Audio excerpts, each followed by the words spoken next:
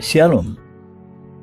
Renungan kali ini berjudul Karunia Pengakuan, bagian 6, oleh Evangelis Lokamanya Prawiro. Ada banyak area dalam hidup kita yang kita harus bertobat, mengaku dosa, dan memperoleh pengampunan. Melalui proses didikan Tuhan, kunci untuk merendahkan diri tidak pelik, mengaku dosa-dosa kita. Kita tidak bisa tetap congkak di hadirat Allah ketika kita mengaku dosa-dosa pribadi yang memalukan dan merendahkan kita. Kita mengaku dosa-dosa, bukan masalah-masalah. Banyak orang tidak mau menggunakan kata dosa hari ini. Mereka ingin menyebut kesalahan-kesalahan mereka masalah-masalah. Meski demikian, darah Yesus tidak menyucikan kita dari masalah-masalah. Darah Yesus hanya menyucikan kita dari satu hal, dosa. Lihat 1 Yohanes 1 ayat 7. Jika kita tidak mengaku dosa-dosa kita, Allah tidak akan menyucikan kita darinya. Kita bertanggung jawab padanya untuk dosa itu, dan kita bertanggung jawab untuk apa yang kita lakukan. Kita tidak bisa menyalahkan kedua orang tua kita, pasangan kita, pendeta kita, atau siapapun lainnya. Jika kita berdosa, hanya ada satu penyembuhan, mengakuinya pada Tuhan. Jika kita mengaku dosa kita, maka Ia adalah setia dan adil, sehingga Ia akan mengampuni segala dosa kita dan menyucikan kita dari segala kejahatan. 1 Yohanes 1 ayat 9. Apakah kita benar-benar percaya ayat ini? Tidak ada kata-kata yang bisa mengekspresikan betapa pentingnya ini dalam hidup kita. Bahwa ada penyembuhan untuk dosa. Banyak komunitas-komunitas dan kebudayaan-kebudayaan di mana orang-orang tidak tahu ada penyembuhan untuk dosa. Betapa istimewanya kita bahwa Allah telah mengungkapkan ini kepada kita. Kita bersyukur pada Allah untuk darah Kristus. Tidak ada yang bisa menyucikan kita dan memurnikan hati kita kecuali darah berharga domba Allah, Tuhan Yesus Kristus. Ia mencurahkan darahnya agar kita diampuni, disucikan, dan dijustifikasi. Apakah kita tahu arti dijustifikasi bagi orang percaya? Ini berarti saya seolah-olah tidak pernah berdosa, dibenarkan dengan kebenaran Yesus melalui darahnya. Ini bukan kebenaran kita, melainkan miliknya. Dan kebenarannya adalah kebenaran yang tidak pernah mengenal dosa. Untuk orang-orang Kristen, dijustifikasi adalah realitas kemenangan. Justifikasi bukan formula teologis yang pelik. Jika orang-orang Kristen bisa benar-benar mengerti dalamnya tingkat pengampunan yang mereka telah terima melalui Yesus Kristus, mereka akan menjadi benar-benar bergairah. Sebetulnya, hampir berdosa tidak bergairah mengenai pengampunan yang kita terima ketika kita dijustifikasi. Raja Daud, seorang yang mencari hati Allah. 1 Samuel 13 ayat 14, Kisah Para Rasul 13 ayat 22. Dan ia banyak melakukan pengakuan dosa. Apakah kita memperhatikan dalam kitab suci berapa pengakuan ia lakukan? Dan berapa kali ia bergulat dengan penyakit? Dalam Mazmur 38, Daud berkata, "Tidak ada yang sehat pada dagingku oleh karena amarahmu. Tidak ada yang selamat pada tulang-tulangku oleh karena dosaku." Ayat 4. Jika kita menginginkan kesembuhan, periksa apakah penyakit kita diakibatkan oleh dosa. Kadang-kadang itu bisa menjadi faktor-faktor penyebabnya. Kita tahu bahwa Daud seorang yang mencari hati Allah. Allah mengasihinya dan ia mengasihi Allah. Meski demikian, ia mengaku, "Tidak ada yang selamat pada tulang-tulangku oleh karena dosaku." Dalam ayat selanjutnya, Daud berkata, "Sebab kesalahanku telah menimpa kepalaku. Semuanya seperti beban berat yang menjadi terlalu berat bagiku." Mazmur 38 ayat 5. Jika kita izinkan dosa yang tidak diakui menumpuk dalam hidup kita, ini bisa menjadi beban yang ditambahkan ke atas beban yang sudah lebih tinggi dari kepala kita. Apakah kita goyah hidup di bawah beban dosa yang belum diakui? Jika ini bisa terjadi pada Daud, ini bisa juga terjadi pada siapa saja dari kita. Ini masalah dengan banyak gereja. Kita goyah di bawah beban dosa yang belum diakui. Ini bisa menjadi alasan kurang adanya sukacita, kehidupan real, kebebasan untuk bersaksi, dan rasa kurang prihatin pada mereka yang belum diselamatkan dalam gereja modern.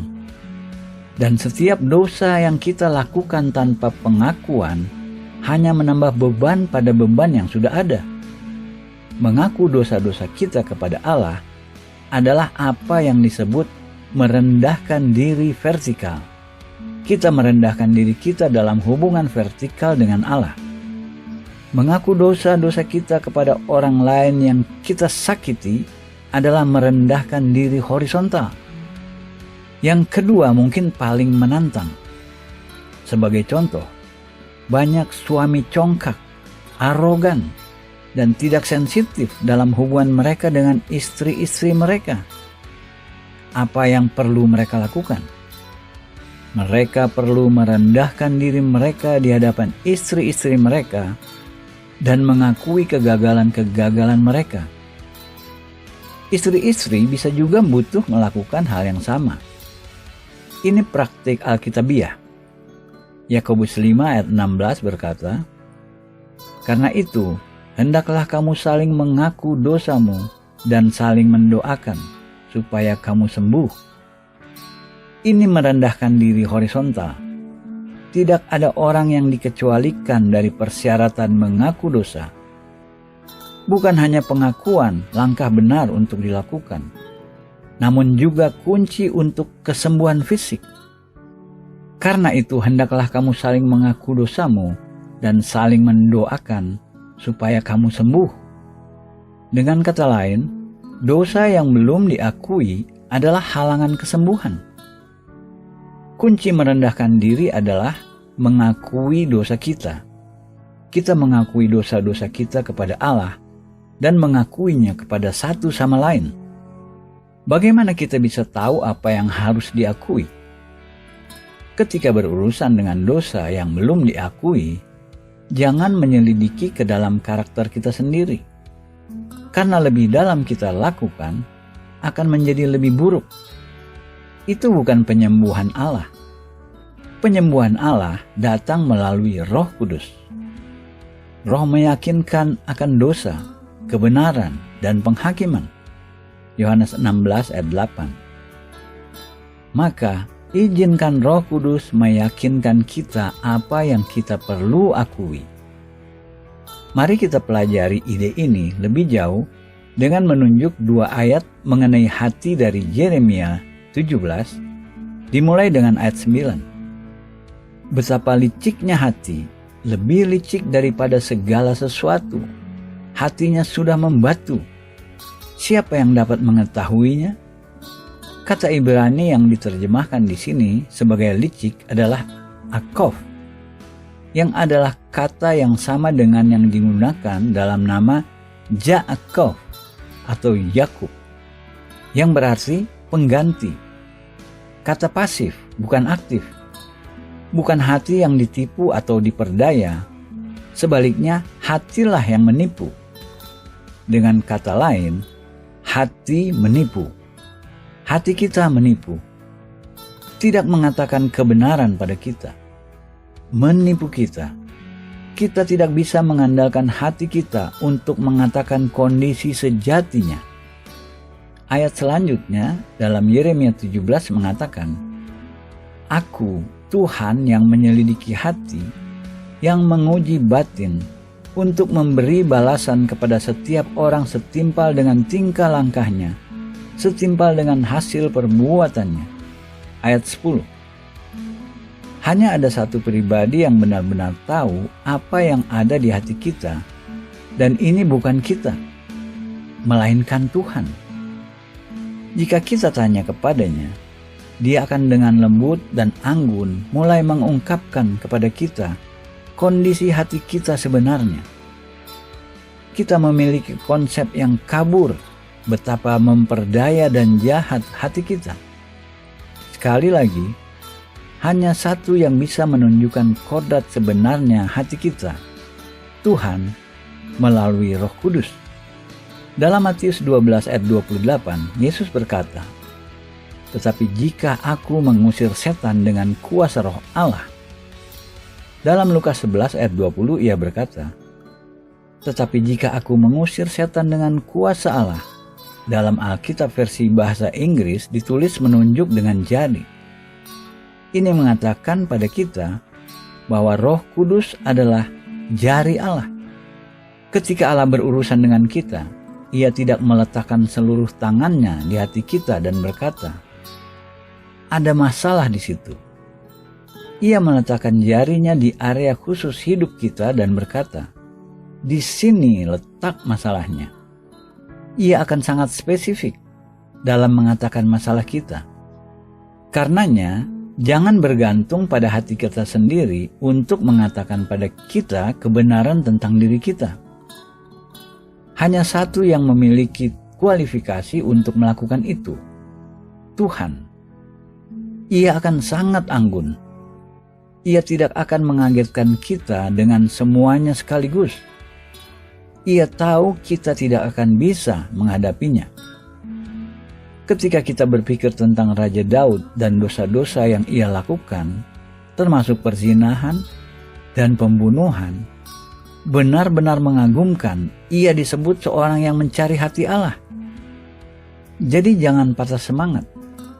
Ketika Allah meletakkan jarinya pada area-area berdosa dalam hidup kita yang tidak sadar, kita perlu bertobat, mengaku dan menerima pengampunan. Kita masih tetap bisa menjadi seorang yang mencari hati Allah jika kita belajar merendahkan diri kita di hadapannya. Ada awan besar dosa yang belum diakui di atas gereja Yesus Kristus.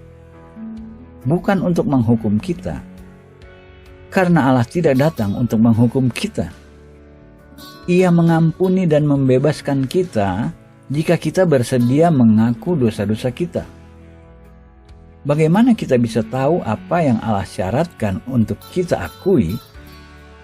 Kita perlu minta Allah menunjukkan kita melalui Roh Kudus-Nya. Doa Daud dalam Mazmur 139 ayat 23-24 adalah tipe permohonan ini. "Selidikilah aku, ya Allah, dan kenalah hatiku. Ujilah aku dan kenalah pikiran-pikiranku. Lihatlah, apakah jalanku serong, dan tuntunlah aku di jalan yang kekal." Mari kita berdoa doa Daud ini sehubungan dengan diri kita. Ketika berdoa doa seperti ini, kita dituntut untuk meluangkan waktu sendiri dalam hadirat Allah untuk mendengar jawabannya. Mari kita membuka hati kita kepada Allah sekarang dengan berdoa doa berikut bersama. "Selidikilah aku, ya Allah, dan kenalah hatiku. Ujilah aku dan kenalah pikiran-pikiranku. Lihatlah, apakah jalanku serong, dan tuntunlah aku di jalan yang kekal." Tuhan Allah, tunjukkan pada saya hal-hal dalam hidup saya yang tidak menyenangkan-Mu. Tunjukkan cara-cara saya menyakiti orang lain. Tunjukkan saya cara-cara saya menyakiti keluarga saya sendiri. Tuhan, tolong tangani saya dengan lembut. Jangan bawa saya terlalu cepat. Saya benar-benar ingin melepaskan dosa dari hidup saya. Saya sungguh-sungguh ingin merendahkan diri. Terima kasih Engkau telah membawa saya ke dalam jalan kekekalan. Dalam nama Yesus. Amin. Kita sudah mengangkat doa ini. Kita harus siap ketika Allah dengan serius membawa kita. Jika kita katakan padanya, "Selidiki aku ya Allah," seperti Daud lakukan, Ia akan menyelidiki kita. Kita bisa mengharapkan Allah menunjukkan kita area-area itu dalam hidup kita yang kita perlu akui. Mari kita mengakuinya. Mari kita bertobat, menerima pengampunan Allah, dan minta kuasa Roh Kudus merubah kita. Amin.